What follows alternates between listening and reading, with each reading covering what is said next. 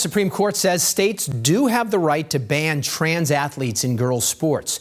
Now, this case centered around challenges to the laws in West Virginia and in Idaho, but similar laws are in effect in more than 24 other states. CBS's Jared Hill has reaction to the 6-3 decision.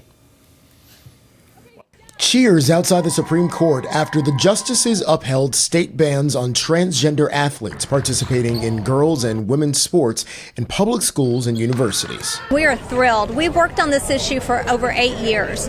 Justice Brett Kavanaugh wrote the majority opinion for the two consolidated cases out of Idaho and West Virginia, saying the question is whether Title IX permits schools to maintain women's and girls' sports for biological females. The answer is yes. What they're looking at is their equal protection clause case law that applies based on sex-based discrimination. And they're saying that these types of laws satisfy that level of scrutiny. Kavanaugh's opinion acknowledged safety and fairness concerns from the states on behalf of women and girls, but he also wrote, no student athlete on either side of the issue, whether a biological female or transgender, deserves to be ostracized or vilified.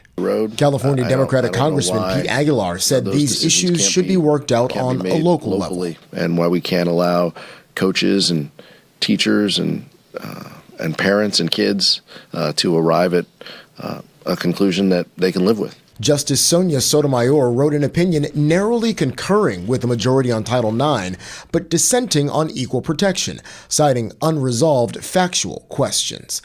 The decision comes amid ongoing debates about transgender bathroom access and service in the military. I think what they're doing is teeing up these future cases and trying to buttress some arguments on behalf of the trans community in other contexts. Tuesday's ruling leaves in place laws and policies in 29 states in what's become a cultural flashpoint. Jared Hill, CBS News.